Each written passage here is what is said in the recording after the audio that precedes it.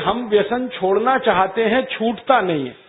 बहुत लोग मुझे ये कहते हैं कि बार बार हमें मालूम है कि ये गुटखा खाना अच्छा नहीं है, लेकिन तलब उठ जाती है, क्या करें।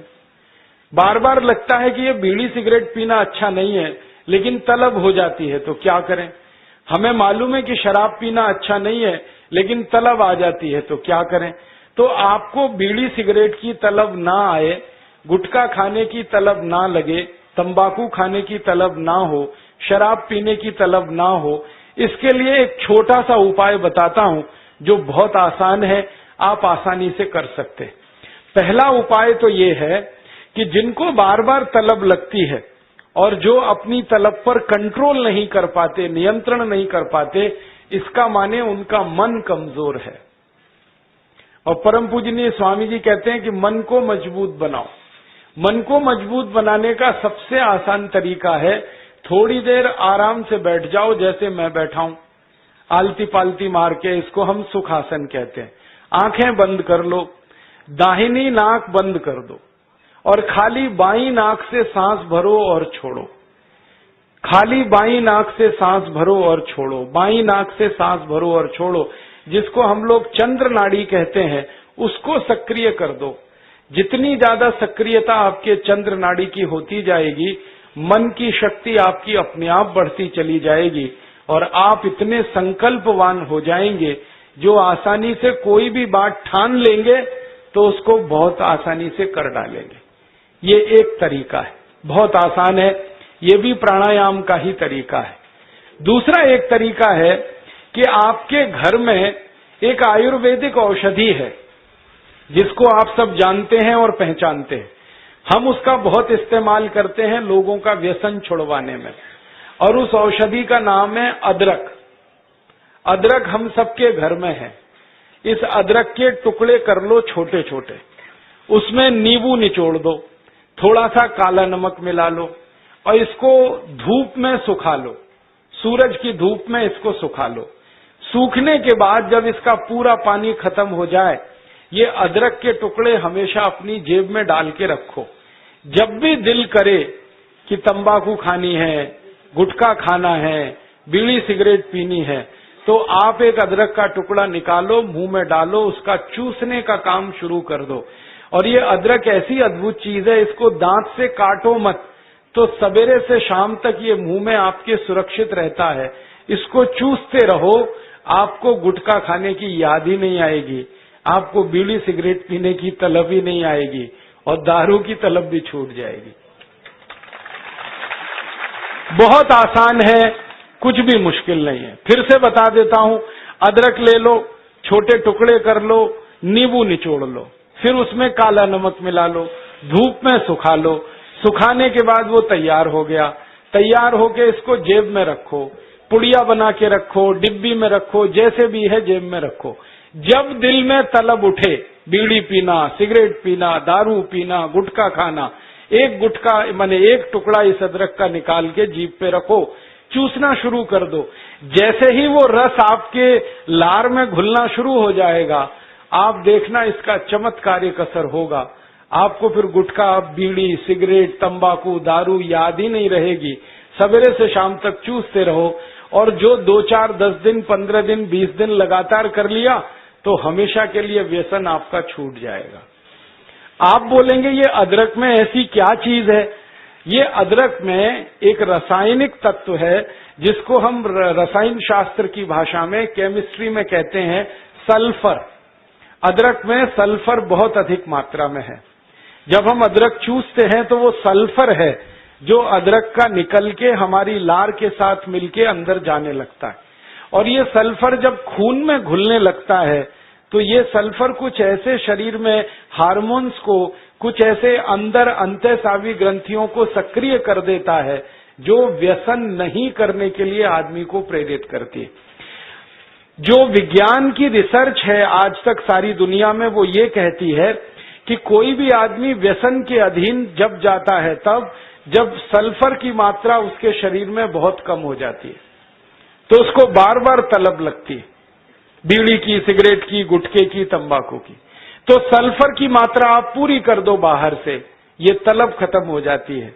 इसका मैंने हजारों लोगों पर परीक्षण किया है और बहुत अच्छे सुखद परिणाम है।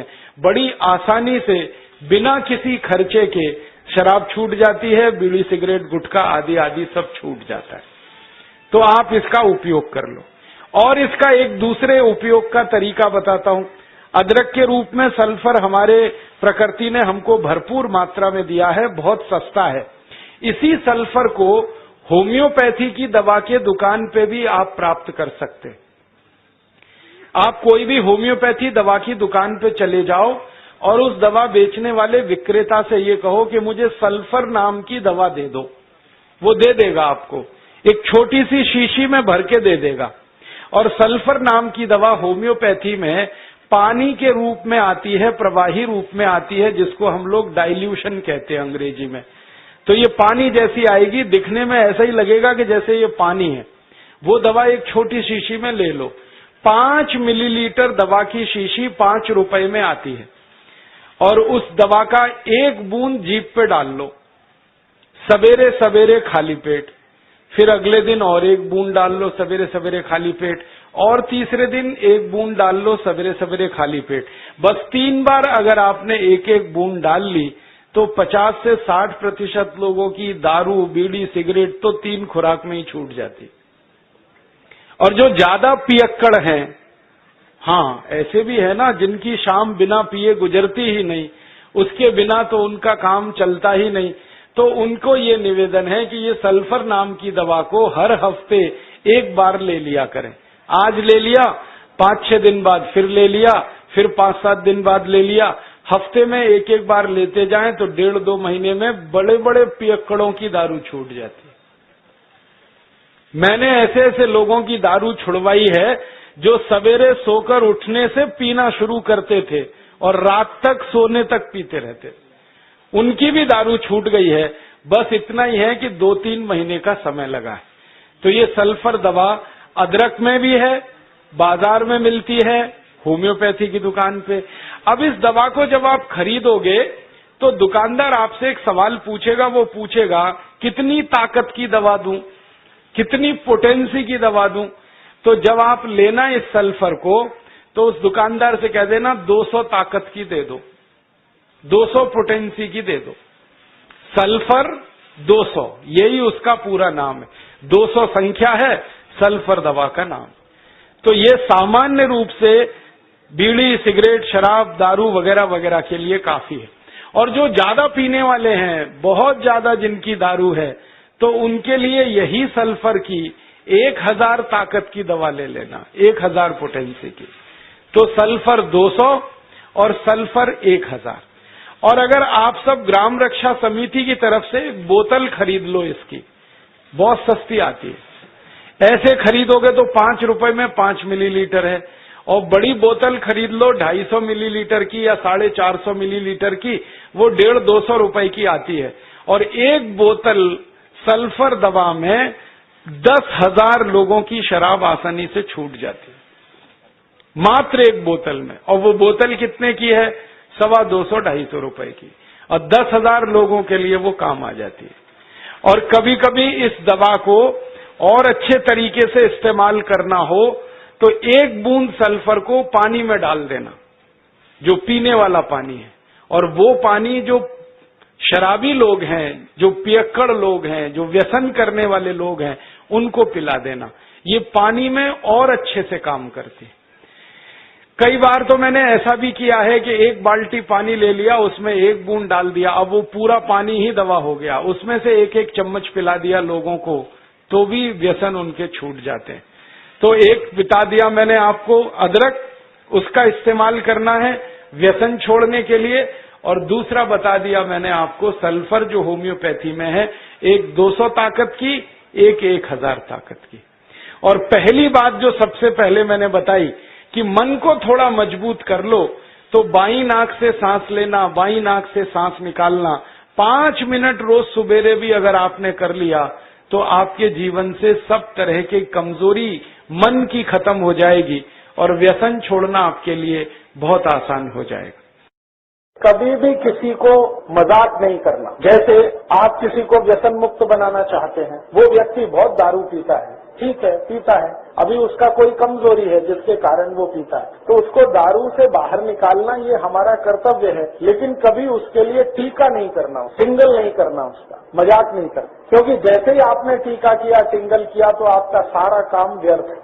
उसको ये मान के कोशिश करना कि इसको कोई बहुत बड़ी कमजोरी है शरीर में। देखिए, व्यसन जब आता है ना शरीर में, तो शरीर की कमजोरी से आता है, दुर्गुण वो नहीं है। बहुत लोग कहते हैं कि ये व्यसन करता है इसलिए इसमें गुण कम है। गुण की कमी नहीं होती है, वो व्यक्ति को शरीर में कुछ कमजोरी आती है। कमजोरी क्या आती है? सभी व्यक्ति के शरीर में कुछ रसायन होते हैं, कुछ धातुएं होती हैं, उनमें से कोई एक दो रसायन कम हो गए, कोई एक दो धातुएं कम हो गई, तो व्यक्ति दारू पीना शुरू कर देगा, बीड़ी पीना, सिगरेट पीना, मावा खाना शुरू कर देगा। वो सामान्य रूप से मैंने जो शोध किया है वो ये कि सभी दारू पीने वाले लोगों के शरीर में एक केमिकल, एक रसायन की बहुत कमी आ जाती है। वो रसायन का नाम है सल्फर।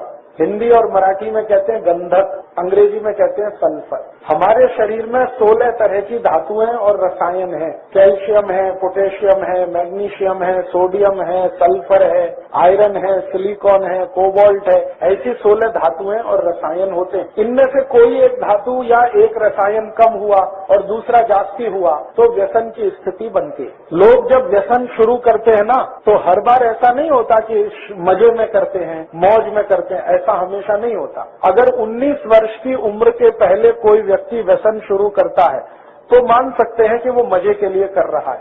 उसके बाद की उम्र का कोई व्यक्ति अगर व्यसन शुरू करता है तो जानने की कोशिश करो, कोई एक रसायन शरीर में बहुत कम होगा, और जब तक उस रसायन की पूर्ति नहीं होगी तब तक वो व्यसन मुक्त भी नहीं हो। उसमें होगा क्या? शुरू में आपने उसको समझाया, 1-2 दिवस समझ गया, फिर कोई दिन चुपके से जाके पी के आएगा, आपको बताएगा भी नहीं, और फिर आपको पता चला, आप बोलोगे यार तुमने फिर पी लिया, तो उसने कहा क्या करूं, मन नहीं मानता, शरीर नहीं मानता। वो मन मानता इसलिए नहीं है कि वो दारू के मदद से उसको वो रसायन की तात्कालिक पूर्ति होती है, शरीर उसकी मांग करता है। शरीर कहता है इसको पियो, इससे तुम्हारी ये कमी पूरी होती, लेकिन वो होती तात्कालिक है, परमानेंट नहीं है। तो ऐसे व्यक्ति को कोई औषध अगर दे दी जाए जो उसके रसायन की पूर्ति कर दे, तो जीवन पर्यंत वो व्यसन मुक्त हो सकता है। अब वो क्या रसायन है वो जानना थोड़ा चिकित्सा विज्ञान का काम है। मैं इस पर थोड़ा शोध करता हूँ। चाय कॉफी जो लोग पी रहे हैं उनके शरीर में आर्सेनिक नाम के रसायन की बहुत कमी आती है, इसलिए वो बार बार चाय कॉफी। शराब पीने वालों को सल्फर, गंधक की बहुत कमी आती है शरीर में, इसलिए बार बार शराब पीते हैं। बीड़ी पीने वाले, सिगरेट पीने वाले और हुक्का पीने वाले, इनको शरीर में फास्फोरस की बहुत कमी आती है, इसलिए वो बहुत बार उसको पीते हैं। ऐसे 16 रसायन हैं, जिसकी भी कमी आएगी उसकी पूर्ति करने के लिए शरीर उसको प्रेरित करेगा, फिर जाकर वो पिएगा। तो ऐसी परिस्थिति है। तो आप अगर इसको समझ सकते हैं तो ये ध्यान रखिए कि कोई व्यक्ति अगर व्यसन कर रहा है तो उसके शरीर की कोई बड़ी भारी कमजोरी है या उसके शरीर में कोई बहुत बड़ी कमी है जिसके चलते वो ऐसा कर रहा है। कमी दूर हो जाए तो वो नहीं करेगा। तो इसलिए मैंने आपसे कहा कि कभी भी आप किसी भी व्यक्ति की जो इस तरह के व्यसन में फंसा हुआ है, टीका नहीं करना, मजाक नहीं करना, हंसी खिल्ली नहीं करना उसकी, क्योंकि वो उसकी कोई बड़ी कमजोरी है। वो जानबूझ के कई बार ऐसा नहीं करता है, कोई बड़ी कमजोरी के तहत करता है। तो भारत में 23 लाख संत हैं, 23 लाख इस देश में संत हैं। 23 लाख से भी जाती हैं, 23,80,000 और कुछ 100 में भी होंगे। ये सरकार के आंकड़े हैं। इतने साधु संत हैं, महात्मा हैं, और 107 कोटि का भारत है। अगर ये कर लेते तो भारत में इतना भ्रष्टाचार, इतना अनाचार, इतनी व्यसन क्यों होती? तो साधु संत दूसरे को नहीं सुधारते, वो अपनी सेवा कराते। उनको अहंकार इस बात का है कि वो समाज को सुधारना कर रहे हैं, वो कोई समाज को सुधारना नहीं करते। ये बात मैंने बहुत बड़े बड़े संतों को कही है उनके मुंह पर कि आप तो अपनी सेवा करा रहे हैं, आपको अहंकार है कि आप समाज के लिए कर रहे हैं। समाज आपके लिए कर रहा है, आप समाज के लिए कुछ नहीं कर। तो आप में से किसी को साधु होने का नहीं है, ध्यान रखना। इस संत भी होने का नहीं है, संत और साधु कहलाने की भी जरूरत नहीं है। हम सामाजिक कार्यकर्ता हैं और हमारा स्थान बहुत ऊंचा है, क्योंकि हम समाज में रहते हुए कोशिश कर रहे